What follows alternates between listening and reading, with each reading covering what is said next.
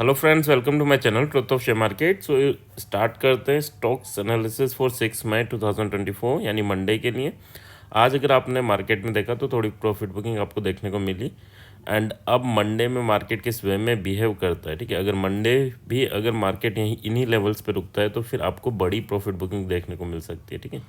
और अगर Monday gap up होता है या फिर वापस बाउंस करता है तो फिर आपको एक अच्छी रैली कंटिन्यू होती हुई देखने को मिल सकती है।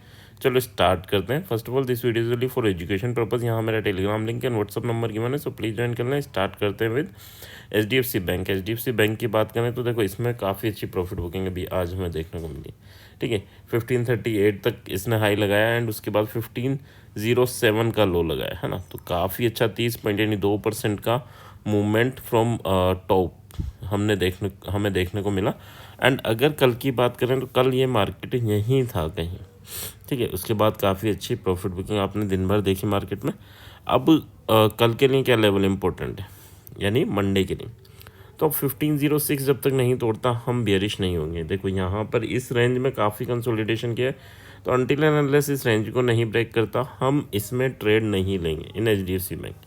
1506 अगर हमें तोड़ता हुआ दिखेगा तो 1492 एंड 1481 तक के लेवल आपको देखने को मिलेंगे। 1510 is your S L. Similar way में 1520 का लेवल अगर ऊपर तोड़ता है तो 1530 एंड 38.5 तक के लेवल देखने को मिलेंगे। 15.5 का आपका यहाँ एसएल रहेगा। So that's about HDFC bank. अच्छे सपोर्ट्स पे है, इजीली ब्रेक नहीं करेगा और हो सकता है यहीं कंसोलिडेशन करे, ठीक है।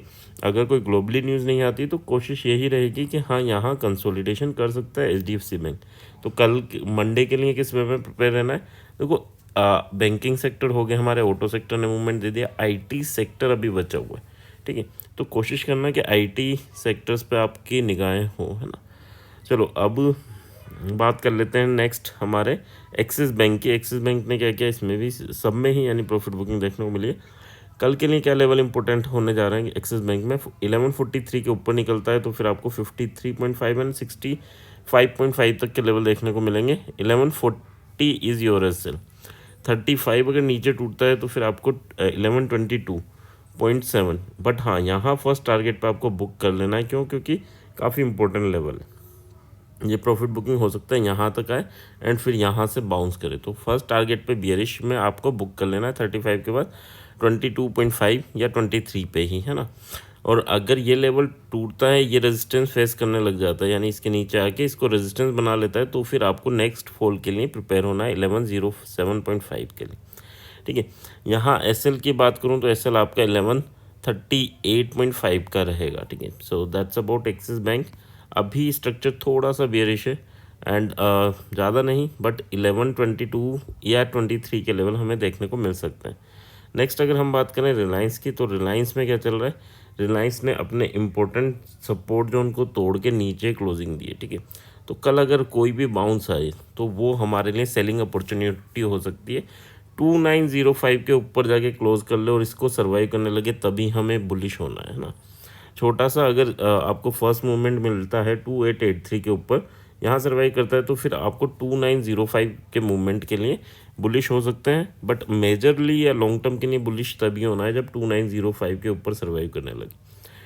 SL की बात करूँ तो 2871 इज़ योर SL, और 2865.5 अगर नीचे टूटता है तो फिर आपको बेरिश होना है for the target of 2844 and then 2818 के लिए।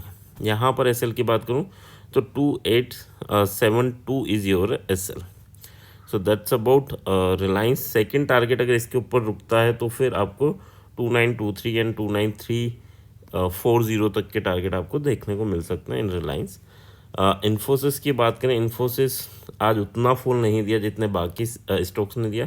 इन्फोसिस पे आपको करना क्या है, देखो इन्फोसिस पे आपको एक ट्रेंड लाइन ड्रॉ कर लेनी है एंड इस ट्रेंड लाइन को आपको फोकस पे रखना है कि यार ये ट्रेंड लाइन अगर ब्रेकआउट होती है तो काफ़ी अच्छा मूवमेंट आपको इन्फोसिस में मिल सकता है। और काफ़ी दिन से हम वेट भी कर रहे हैं इन्फोसिस के मूवमेंट की, ठीक है।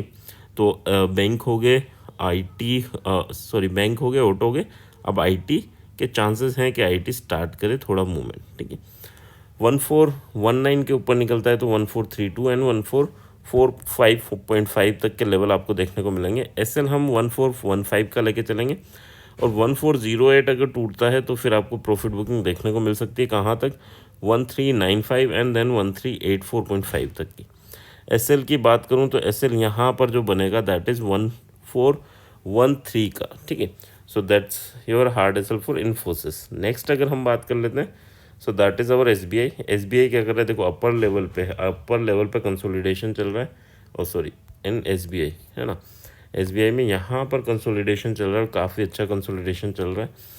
अब इम्पोर्टेंट क्या होने जा रहा है कि 835 का लेवल अगर टूटता है तो फिर हमारा नेक्स्ट जर्नी स्टार्ट होगी कहाँ तक, 846 एंड 855 तक के लिए। 831 इज़ योर एसएल। अगर यहाँ नीचे 827.5 टूटता है तो फिर आपको 820 एंड 810.5 तक के लेवल देखने को मिलेंगे। एसएल की बात करें तो एसएल यहाँ पर 832 का रहेगा, है ना। So that's your hard SL for SBI. अगर हार्ड एसएल नहीं मिलता तो हम सॉफ्ट एसएल यूज़ कर सकते हैं ना। ओके, टाटा मोटर्स की बात करें, टाटा मोटर्स थोड़ा सा इसने बुलिश पैटर्न बनाया। क्या बुलिश पैटर्न बनाया, पहले तो इसने हैमर काइंड ऑफ स्ट्रक्चर बनाया, एग्जैक्टली तो हैमर नहीं है बट हाँ, बाकी ये तीनों को मिला दूँ तो फिर ये आपका मॉर्निंग स्टार है जो खुद भी अपने आप में बुलिश पैटर्न है, ठीक है।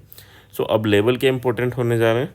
वैसे तो हम यहाँ पर भी बुलिश हो सकते हैं और इसी कैंडल का यानी 1016.5 का आप एसएल लेके यहाँ पर भी बुलिश हो सकते हो।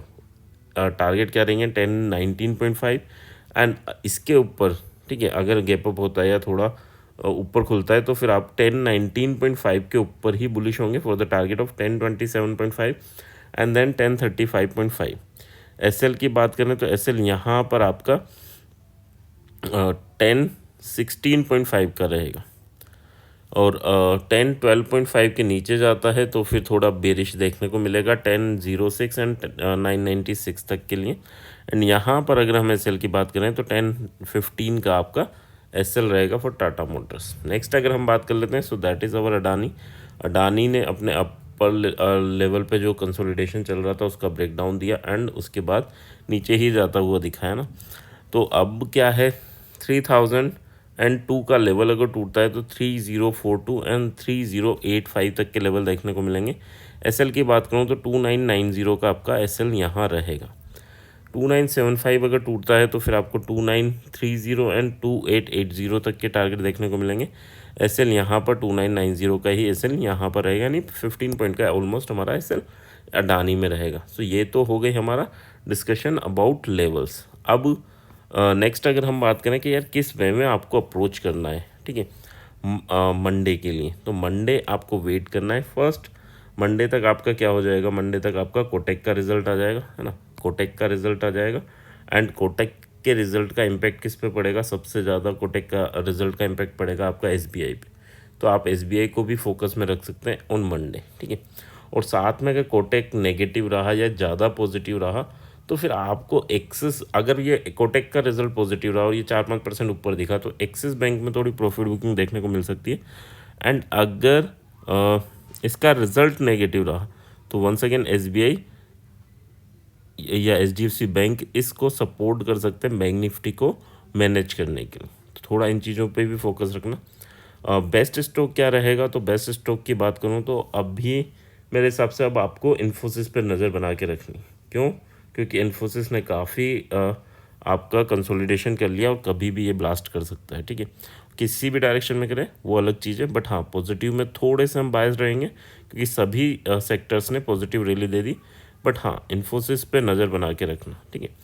नेक्स्ट अगर स्टॉक इसके बाद बात करें तो आज रिलायंस ने मूवमेंट दे दिया, तो फिर अब रिलायंस की जो हम लास्ट वीडियो में डिस्कशन था कि यार रिलायंस एंड टाटा आपको मूवमेंट दे सकता है, तो ऑलमोस्ट टाटा के मूवमेंट हो गए, रिलायंस के आज हो गए। तो अब तो आप इन्फोसिस पे नज़र बनाओ, इन्फोसिस में ही आपको बहुत बड़े मूवमेंट मिल सकते हैं। बाकी तो फिर अगर ग्लोबली अगर कुछ चेंजेस होते हैं तो नो डाउट फिर आपको हर स्टॉक्स में मूवमेंट देखने को मिल सकते हैं, ठीक है। आई होप यहाँ तक चीज़ें क्लियर होंगी, क्लियर हैं तो please like and comment. Thank you.